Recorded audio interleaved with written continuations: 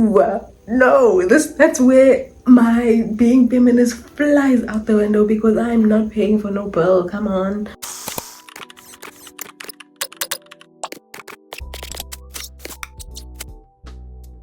Hi guys, today is a story time. Actually want to, not sure yet though, want to introduce a story time segment, but then I don't know how that will do, number one, and also there's only so many story times I can tell. So yeah, I'm also recording with my phone and I don't know how story it'll do. Literally my camera's here, but it's been giving me problems, and I think I've sorted out the issue, but my battery's low, so whatever, like, let's just do this video. Anyways, I hope you are good. I'm good. Grab your coffee or tea or matcha or whatever you want to grab, and let's come together as I tell the story. You can see by the title of this video, it's the worst date that I've been on. I've been on a couple, I haven't been on a lot, okay, I've been on a lot of dates, but not with a lot of people, I think. I haven't been in an era where I'm just constantly going on dates with different people, which I think I would recommend, especially if you're not sleeping with the people, because, you know, just protect your body, girl. Safe sex, practice safe sex and stuff. So it was my first year it was my second year in uni, when I was still doing my Bachelor of Science in Physics, which was in Cape Town. If you know that, like, then you're a real one, because in my old channel I was like, yeah, a student in Cape Town. The academic year had started, I had just moved into a new accommodation, and in Paris specifically. So Paris is a very like, I would not recommend staying there. It's very dangerous. People know there. I didn't know there. I found out the hard way that, like, it's dangerous. But anyways, so I get a DM from this guy, Nigerian. He tells me, hi, I'm so and so. Actually, he had been DMing me for a couple of times. He was first soft launching it because he was liking my pictures, liking my stories, liking everything, commenting. I don't think he was commenting, like, he was replying, was that the word? Yeah, to my thing. So he'd send me my picture and then comment on it, not on the actual post. So yeah, fine, you have my attention, what you want. He didn't have much on his profile, which I love. Like, he don't post a lot. Then yeah, finally I was single, so I had recently broken up with I had recently gotten out of a long-term relationship. So I was like, what the heck, let's try it out. And I get to Cape Town, like a few days pass, and then yeah, we start talking. He's checking how I am, but also not very much of a texter, but he's trying to communicate that, hey, I'm thinking about you, which I was like, okay, I see that you're not a texter, but whatever. He doesn't ask for my WhatsApp number though, which I don't know, I had mixed feelings about, because I was like, are you serious? Because I don't know, a lot of people like to ask for your WhatsApp number, even though we're communicating on Instagram too, just because it feels a bit more personal. He asks me if I want to go out sometime, and I'm like, we'll see. A few days pass, he asks me again, and then I'm like, yeah, I can. What did I say? It's just that I'm too far from you, because in Paris, and he stayed in observatory, if I'm not mistaken, and then I stayed in Paris, so that was like a distance.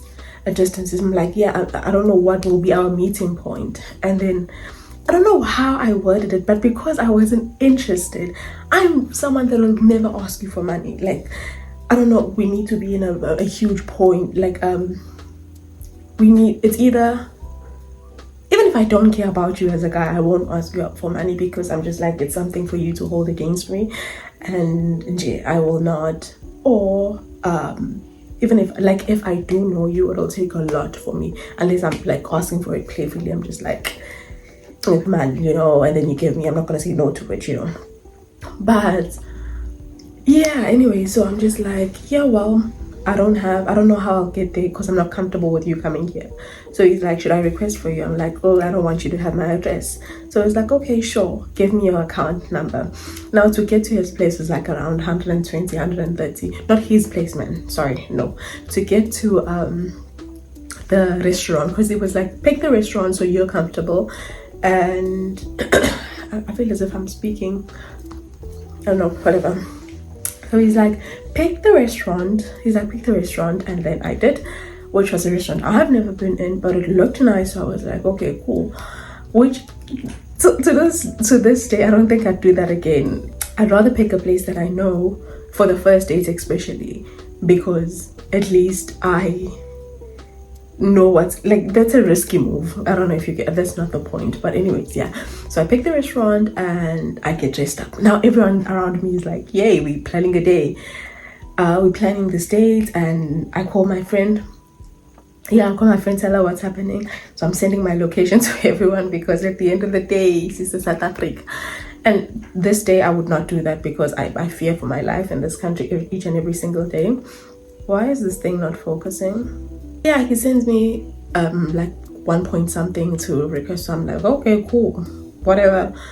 And then I tell my friend, and my friend is like, send me a Savannah now. And then I do that. I send her some money for a Savannah. So I'm like, okay, cool, we go. Fine, I get to the actual place. Now, because it was during COVID, like the time where COVID was at its peak, I had to wear a mask, but I had forgotten my mask and I had misplaced my mask.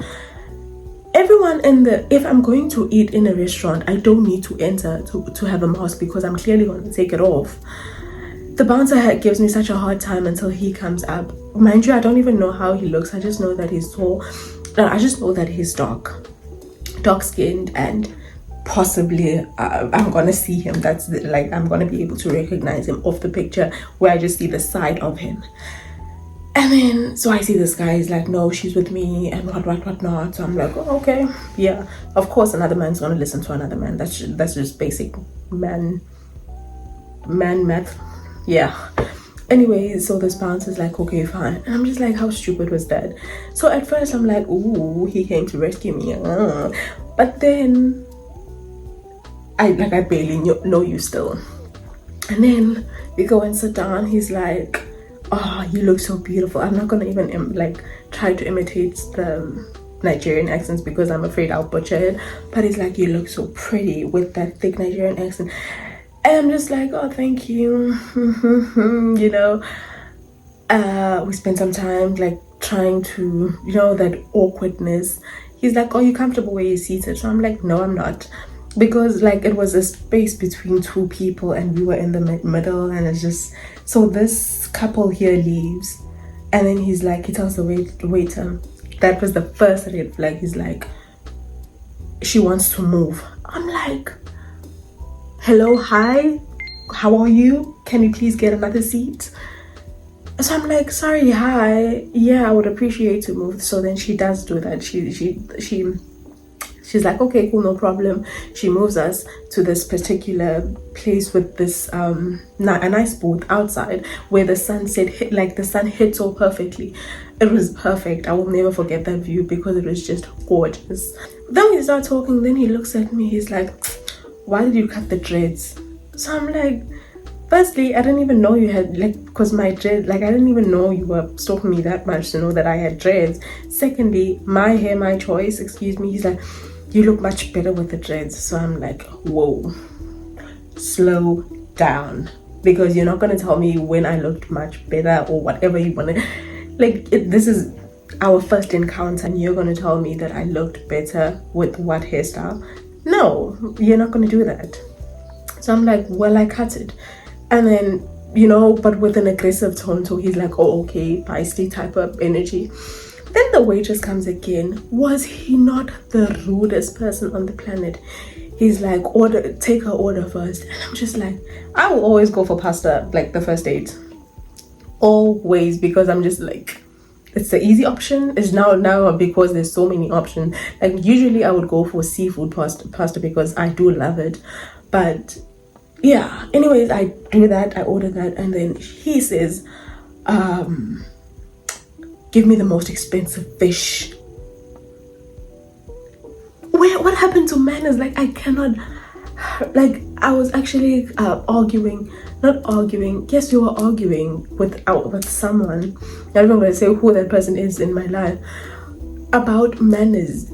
Please, thank you is so important to me, and especially on the first date, whether it's me or to someone else, just be kind. It's like, and I'm not even gonna get into that, like, my gosh, guys, I just feel as if that is so important. I don't know if it's because of the way I was brought up, but even with my mom, I tell my mom when she forgets to say please or thank you, which she doesn't forget. Like, we had a time in the past where she'd forget all the time, and I reinforced it because that is not how you brought me up. And now you're not gonna say thank you. Like, okay, not that was my mom and like the guy. Now you're not gonna say thank you and please and whatever. Like, come on. Sorry if it's getting darker, guys. Like, it's around 4 p.m. if I'm not mistaken. Yeah, it's going to 5, so of course the sun is going down. So yeah, he's like, yeah, get me the most expensive fish. The waitress tries to like give him a recommendation. He said, I said the most expensive fish.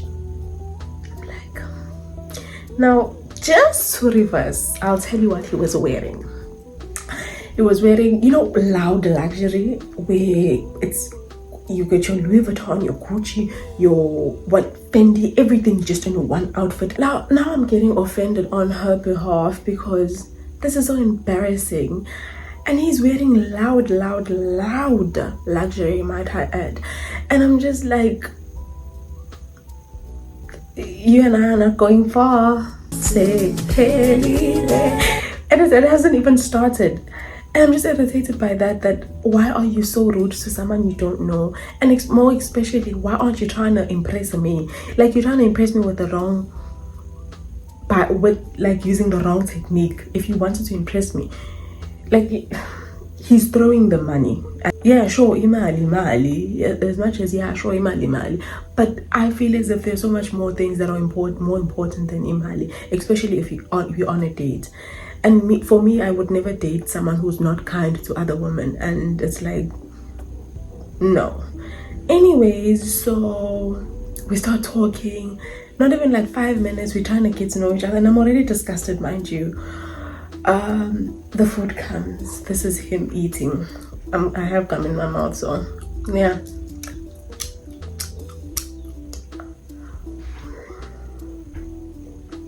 Why are we eating like that? Why are we eating with our mouth open? I could literally see fish flying out your mouth. And I'm just like, okay, so this is what I'm gonna have to deal with if I had to give you a second date. No, thank you.